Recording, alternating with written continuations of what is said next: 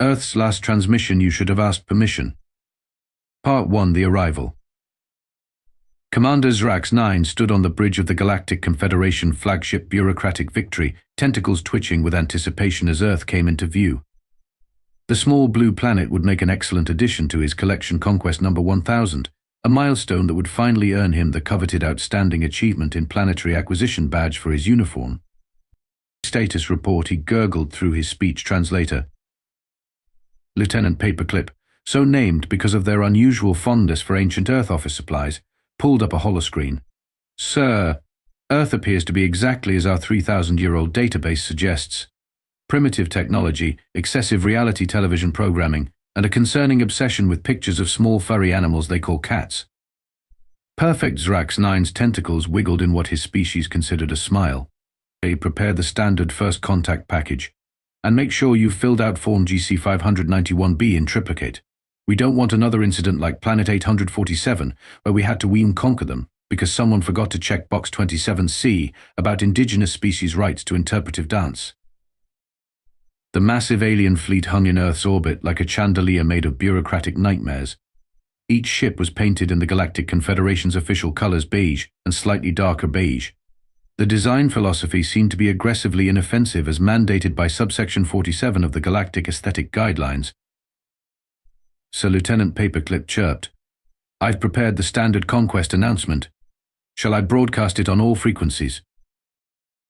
Proceed. Zrax-9 settled into his commander's chair, which automatically began filling out the required commander seated during first contact documentation.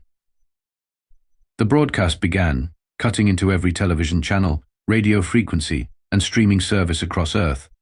Unfortunately, this happened during the season finale of The Real Housewives of Mars Colony. Humanity had been keeping some secrets. The final episode of Great British Bake Off Zero Gravity Edition, and just as someone was about to win the first $1 trillion jackpot on Who Wants to Be a Space Millionaire. Attention primitive Earth species, the message boomed. This is Commander Zrax-9 of the Galactic Confederation. We are here to.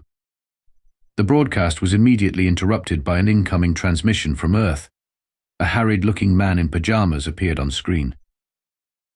Yeah, hi, quick question, he said, rubbing his temples. Did you seriously just interrupt the bake-off finale? Do you have any idea how long we've been waiting to see if Commander Rodriguez's zero-G Sufal would actually rise? Zrax-9 blinked all four of his eyes in succession. This wasn't in the standard conquest protocol. He quickly flipped through his responses to Primitive Species Manual, but found nothing about baking shows. We are here to conquer your planet, he said, trying to get back on script. The man in pajamas replied. And this couldn't wait until after we found out who won Star Baker. Lieutenant Paperclip frantically waved a tentacle. Sir, I'm receiving similar complaints from all over the planet. Apparently, we've also interrupted something called a Super Bowl, which seems to be some sort of religious ceremony involving tight pants and commercials. Zrax-9 felt a headache coming on.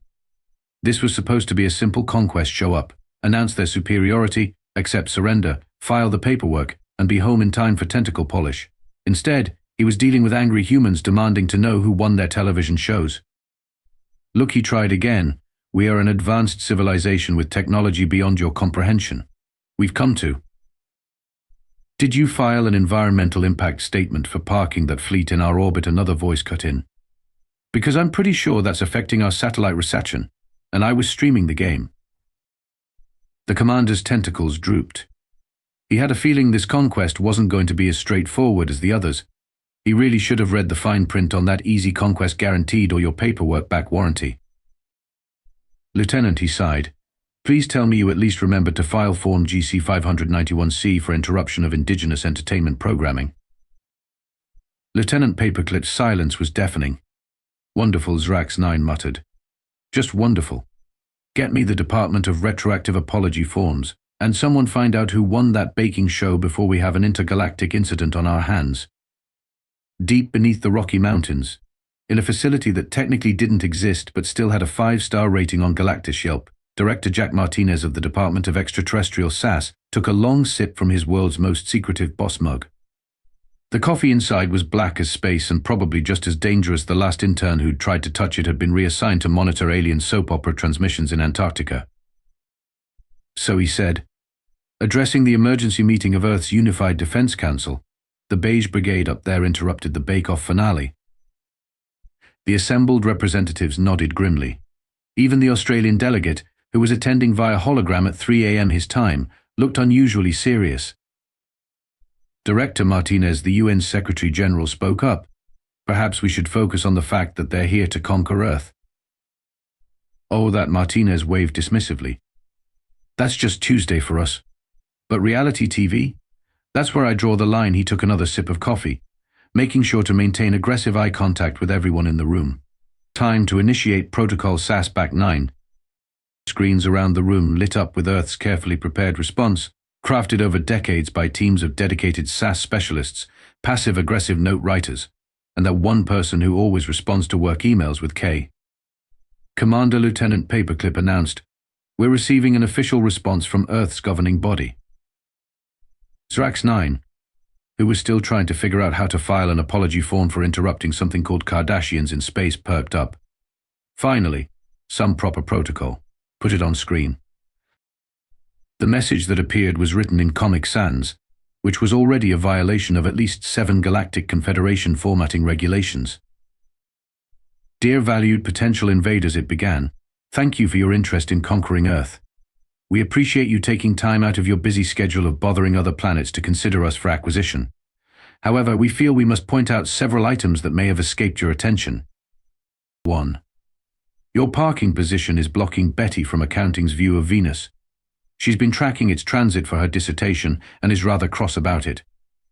2. We are currently in the middle of several important sporting events, reality show finales, and one very intense international competitive crochet championship. Any conquest attempts will need to be scheduled around these commitments. 3. Your ship's beige color scheme clashes with our aesthetic. We suggest a nice mauve, or perhaps a tasteful chartreuse use. 4.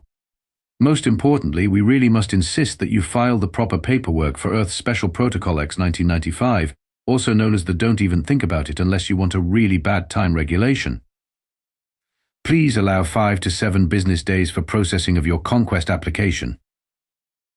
Best regards, Director Jack Martinez, Department of Extraterrestrial Sass PS. Your fleet is violating at least 47 parking ordinances. Tickets are being issued as we speak. Zrax-9's tentacles tied themselves in knots. What in the name of the great bureaucracy is Protocol X 1995? It's not in any of our databases. So Lieutenant Paperclip ventured, perhaps we should consult the Dealing with Suspiciously Specific Warnings manual. No time, Zrax-9 declared. This is clearly a primitive species trying to delay the inevitable with bureaucracy. They're learning our ways. How adorable. Prepare the standard conquest procedure. Back in the mountain facility, Martinez watched the alien fleet's movements on the main screen while finishing his coffee. They're not going to file the paperwork, are they? No, sir, his assistant replied. They appear to be preparing for standard conquest procedures. Martinez sighed and pressed a button on his desk. Betty from accounting? Yes, you have a go for protocol, I told you so, and please make sure to document everything. I want the report on my desk in triplicate. You know how the aliens love their paperwork. As klaxons began to sound throughout the facility, Martinez allowed himself a small smile.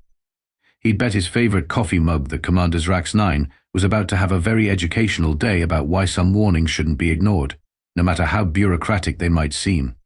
And someone please find out who won that baking show, he added. The suspense is killing me. Commander Zrax-9 initiated the standard conquest procedure with all the confidence of someone who had never lost a game of intergalactic rock-paper tentacles. Begin Phase 1 intimidating display of superior technology. The bureaucratic victory's main weapon systems powered up, creating a light show that would have made a Las Vegas casino feel inadequate. Thousands of smaller ships moved into formation, spelling out surrender now in perfectly regulation-compliant beige letters against the black of space. So Lieutenant Paperclip reported, Earth appears to be taking selfies with our display. Indeed, social media was lighting up with photos of the alien fleet, most tagged with Invaders Fail and Nice Light Show Bro. Someone had already set the formation to music, and it was trending on Space Talk. Zrax-9's confidence wavered slightly. Proceed with Phase 2, disable their primitive communication systems. The fleet deployed its most advanced communication jammers, guaranteed to knock out anything less sophisticated than quantum entanglement technology. According to their database, Earth was still using something called 5G.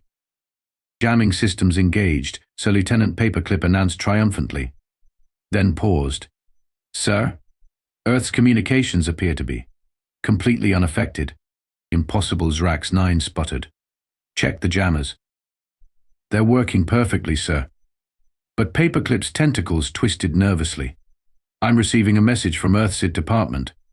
They're offering to help us troubleshoot our obviously malfunctioning equipment. On a screen nearby, a helpful chat window popped up. Hello. Have you tried turning your jammers off and on again? Zrax-9's eye stalks twitched spasmodically. Launch the drone fleet. Surely their primitive defenses can't stop 10,000 autonomous combat units. The drones deployed in perfect formation, each one programmed with the latest in conquest technology. They streaked toward Earth's atmosphere and immediately began playing a planet-wide game of Pong, their control systems completely overridden. Sir Paperclip's voice had risen several octaves. Earth's teenagers have apparently turned our drone fleet into the world's largest arcade game tournament. They're charging admission. In his mountain facility, Director Martinez watched the alien drones bouncing back and forth across the sky. How's the revenue from the drone arcade coming along? We've already made enough to fund the space program for another decade, his assistant reported. Also, someone named XX_AlienSlayer_XXX just set a new high score. Back on the bureaucratic victory, Zrax-9 was having what his species called a profound moment of regulatory reassessment, known in most other languages as a panic attack. This doesn't make sense, he shrieked, tentacles flailing. The database says they're still arguing about whether their planet is flat. They shouldn't be able to override our technology. They shouldn't be running an arcade with our drones. They shouldn't be paused, staring at a new alert. Why is our ship now connected to something called Netflix? Lieutenant Paperclip checked the ship's systems. It appears Earth has shared their streaming services with us, sir. They've even created a playlist what to watch when your invasion goes wrong. Sir, another officer interrupted. I'd been reviewing our database's source code. It appears all our information about Earth came from something called Internet Explorer. Zrax-9 collapsed into his command chair, which immediately began filling out a form for Commander Mental Health, leave due to unexpected technological parity. Lieutenant, he said weakly, please tell me we at least still have control of our primary weapons systems. Well, Sir Paperclip began, about that. It seems Earth has given them a software update. They're now running something called Windows 11.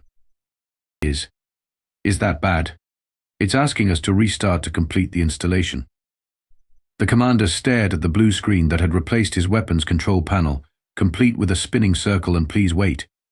3,547 minutes remaining. Sir Paperclip added hesitantly. I've just received another message from Earth. They say that if we'd filed the paperwork for Protocol X 1995, they would have told us about their quarterly solar system maintenance schedule. Zrax-9 looked out at his fleet, where ships were now displaying error messages and your free trial as expired warnings. In the distance, he could see Earth's teenagers racking up high scores on his repurposed drone fleet, while the planet's surface remained frustratingly unconquered.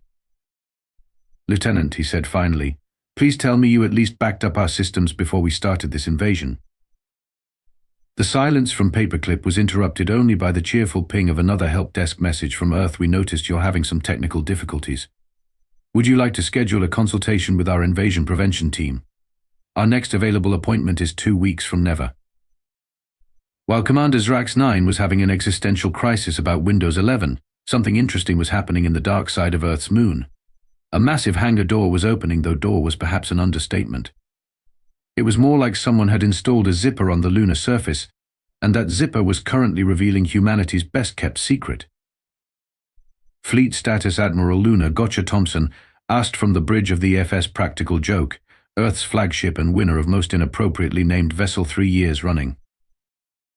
All ships reporting ready, Admiral Her XO reported. The aliens still haven't noticed us. They're a bit preoccupied with their forced software update. Admiral Thompson smiled. She hadn't earned the nickname Gotcha by showing her hand too early, though the story involving 3 rubber ducks a quantum computer, and the Great Galactic Bake Sale of 2023 was classified at the highest levels. "Let's give them a proper Earth welcome," she said. "Deploy the fleet." From the lunar surface emerged ships. Not the beige nightmares of bureaucratic design that the Galactic Confederation flew, but vessels that looked like someone had asked Earth's most creative minds to answer the question, what if we built spaceships, but cool? The first wave consisted of vessels shaped like classic cars, because humanity had decided that if they were going to space, they were going in style. The flagship itself looked like a 1957 Chevy with fusion drives, chrome still gleaming in the starlight. On the bureaucratic Victory, Lieutenant Paperclip was the first to notice. He said their tentacles had tied themselves into an anxiety knot. "Remember how you said Earth's space program consisted of, and I quote, tin cans with delusions of grandeur?" "Not now, Lieutenant. I'm trying to figure out why our ships are asking for a Microsoft account." "Sir, I really think you should look at the moon." Zrax-9 turned all four eyes toward Earth's satellite, just in time to see what appeared to be a hot rod from the 1950s execute a perfect barrel roll in space. That's impossible," he stammered. Their database entries said they were still excited about breaking the sound barrier. "About that database," Sir Paperclip ventured. "I've discovered it was last updated when something called MySpace was popular." The commander's response was interrupted by a transmission. On screen appeared Admiral Thompson, seated in what appeared to be a captain's chair upholstered in genuine leather, with fuzzy dice hanging from a rear-view mirror that definitely wasn't standard spaceship equipment. "Hello, Commander Zrax-9," she said, grinning like someone who'd just hidden a whoopee cushion on the Emperor's throne. "I believe this is the part where you say that's no moon. But, your species is supposed to be primitive. You're supposed to be arguing about whether vaccines work. You're supposed to still think cryptocurrency is the future." Oh, that Thompson laughed. "We just keep those arguments going to entertain ourselves. You'd be amazed how much technological progress you can make when half your species is trying to prove the other half wrong out of spite." As if to demonstrate her point, more ships emerged from the lunar hangar. One looked suspiciously like a giant Nintendo Switch. Another appeared to be a flying food truck, complete with a sign advertising best tacos in low Earth orbit. "You see," Thompson continued, "while everyone thought we were busy posting cat videos and arguing about pineapple on pizza, we were actually building something special. Did you really think all those missing socks from dryers worldwide just disappeared? We needed the material for spacesuits." But the paperwork, Zrax-9 protested weakly. The regulations, the proper forms for technological advancement. "Oh, we filed everything properly," Thompson said. "Check Galactic Form GC 591X, subsection 47, paragraph 9, footnote 3, in the appendix labeled things no one ever reads." Lieutenant Paperclip, ever dutiful, actually checked. "Sir?" "She's right. Earth filed everything centuries ago. They just filed it under miscellaneous entertainment development and included a cover letter saying nothing to see here, move along. We learned that trick from Douglas Adams," Thompson added helpfully. "Great author, terrible bureaucrat. Perfect inspiration." The lunar hangar continued to disgorge humanity's secret fleet. There were ships shaped like classic movie monsters, ships that looked like they'd been designed by caffeinated architecture students, and at least one vessel that appeared to be a giant rubber duck, though its weapons systems were anything but toy-like. "Would you like to know what Protocol X-1995 actually is?" Thompson asked, still smiling. "It's quite simple, really. It stands for Xanthippe's extremely educational lesson about asking permission. Xanthippe was the intern who came up with it. She's head of our passive-aggressive response division now." Zrax-9 watched as Earth's fleet, their impossibly advanced, ridiculously stylish, and thoroughly documented fleet took up formation around his ships. Some of them were broadcasting what appeared to be hold music, just to add insult to injury. "We've been running half the galaxy's tech support for decades," Thompson continued. "Did you never wonder why the Galactic Help Desk always had a slight Earth accent and made references to ancient Earth memes? Or why the solution to most problems was turn it off and on again?" The commander looked at his fleet screens, still stuck on Windows updates, then at Earth's ships, which were now casually performing maneuvers that violated several laws of physics and at least a dozen Galactic Confederation safety regulations. "Lieutenant," he said faintly, Please tell me we at least still have the paperwork for an unconditional surrender." "Actually," Sir Paperclip replied, "Earth has already filled that out for us. They just need your signature and your coffee order for the debriefing meeting." "Now then," Admiral Thompson said, adjusting her fuzzy dice for dramatic effect, "let's discuss your fleet's extended warranty." Commander Zrax-9's tentacles went pale.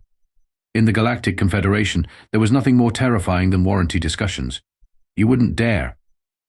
"Oh, but we would. In fact, we've been trying to reach you about it for quite some time." She pressed a button, and suddenly every screen on every Confederation ship lit up with a familiar message: "Your warranty is about to expire. Click here to renew." "You monsters," Zrax-9 whispered. The FS Practical Joke moved closer, its chrome fins gleaming menacingly. Behind it, the giant rubber duck ship quacked ominously. The space taco truck began broadcasting the smell of carnitas through the void, in direct violation of several physics newsletters. So Lieutenant Paperclip reported, "Earth ships are penetrating our firewalls." "How?" "They're using something called admin access, apparently. We've been using their operating systems this entire time.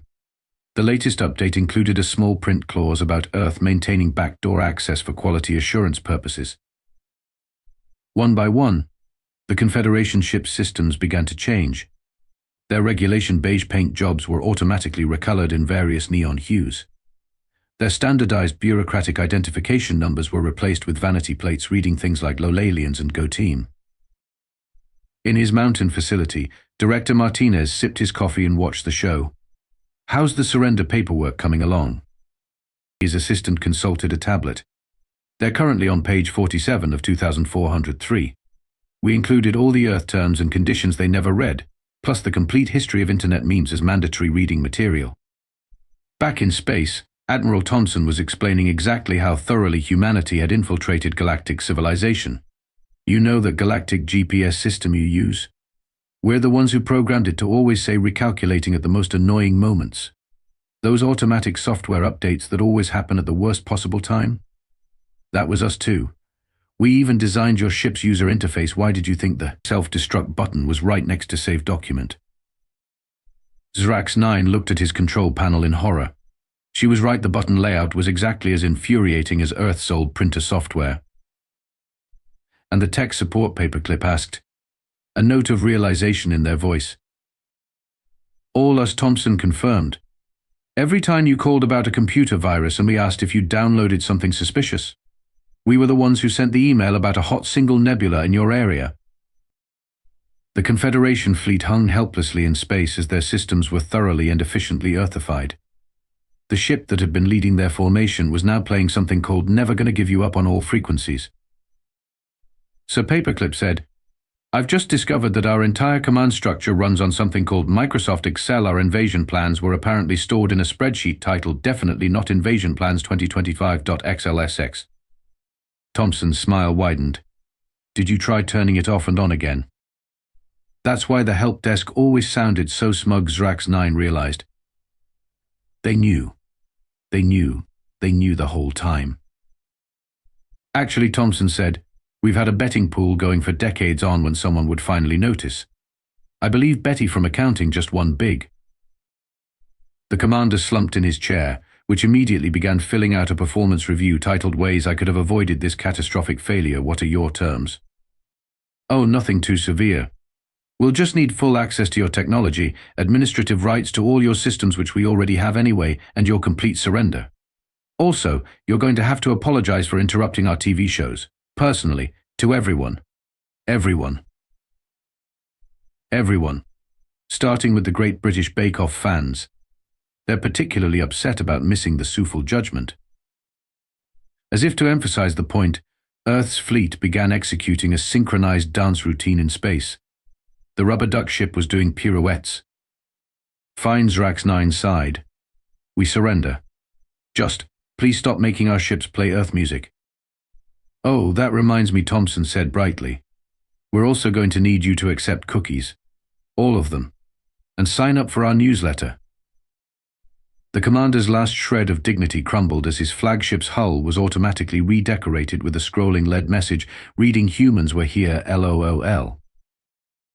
Lieutenant Paperclip, ever helpful, spoke up. Sir? Should I start filling out Form GC 591L for total humiliation at the hands of a supposedly primitive species? No need, Thompson interjected. We already did that for you. Intriplicate. 3 months after what became known as the day Earth trolled back the Galactic Confederation's Central Hall was witness to an historic event.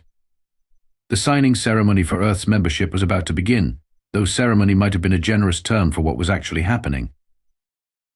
Director Martinez sat in the front row, coffee in hand, watching as Admiral Thompson explained to the Galactic Council why Earth's official documentation had been submitted in the form of a PowerPoint presentation with Comic Sans headings and excessive slide transitions. It's traditional, she insisted to the twitching council members. We call it corporate formatting. In the back of the hall, Commander Zrax-9, now bearing the official title of Earth's designated paperwork victim, was discovering the true meaning of human bureaucracy. His desk was buried under stacks of forms marked urgent extended warranty final notice and please read not spam. I don't understand, he muttered to Lieutenant Paperclip, who had somehow become his assistant in Earth's new Department of Extraterrestrial Compliance and Karma Ec. Why do they need 17 different forms just to register a coffee maker? Oh, those aren't forms, Paperclip replied cheerfully. Those are just the terms and conditions. The actual forms are in the other stack. At the podium, the council head was trying to maintain some dignity as Earth presented its membership conditions. You want to redesign our entire administrative system. Just optimize it, Thompson said innocently. We have some experience with user interfaces. Also, we'll need admin access to everything. For quality assurance, of course. And the requirement about casual Fridays. Non-negotiable. The Hawaiian shirts stay. Meanwhile, in orbit around various Confederation worlds, Earth's fleet was conducting what they called routine system maintenance, but what looked suspiciously like a galaxy-wide victory lap. The EFS Practical Joke had been joined by its sister ships, including the EFS Last Laugh, EFS Who's Sorry Now, and the flagship's personal favorite, EFS I Told You So. The rubber duck ship had become something of a legend, appearing randomly near potential invasion fleets and playing a specific Earth song about aquatic toys until they filed their paperwork properly. Back in the hall, Martinez was explaining Earth's new galactic security protocol to a horrified committee of alien bureaucrats. It's very simple, he said, taking a long sip of coffee. We call it the FAFO protocol, file appropriately, or face consequences. All potential invaders must submit their intentions in triplicate, wait 5 to 7 business millennia for processing, and pass a written exam on Earth entertainment programming. And if they don't? Martinez smiled. Then they get to experience our customer service department. We've weaponized hold music. The new galactic law was officially recorded as Statute 42 LOL 69, always ask permission before attempting to invade Earth, and yes, this means you the unofficial addendum, seriously, just don't was added after the Third Fleet had their ship's AI replaced with something called Clippy. Commander Zrax-9, drowning in paperwork at his new desk, found a peculiar form at the bottom of a pile. Lieutenant, he called. What's this one about? Something called Router Reset Protocol. Paperclip peered at the document. Oh, that's the form we need to file before we can tell someone to turn their router off and on again. It needs to be approved by 7 different departments and notarized by someone named Karen from HR. But why? Because Paperclip said, having learned to appreciate Earth's particular brand of bureaucratic humor, that's how we do it on Earth. The ceremony concluded with humanity's first official act as members of the Galactic Confederation installing Windows 95 on all government systems for compatibility purposes. The screams could be heard across 3 sectors. As for Betty from accounting, she used her betting pool winnings to finally finish her dissertation on Venus transits, though her view was now occasionally blocked by Earth's growing fleet of improbably designed ships. The latest addition, a vessel shaped like a giant coffee cup, was reportedly Director Martinez's personal contribution to galactic diplomacy. And somewhere in the vast bureaucratic machinery of the Confederation, a single form remained filed away, its true purpose known only to a select few. Protocol X 1995, Earth's greatest practical joke, stood as a reminder to all spacefaring civilizations. ever interrupt humanity's favorite TV shows. We have paperwork, and we're not afraid to use it. The rubber duck ship quacked in agreement,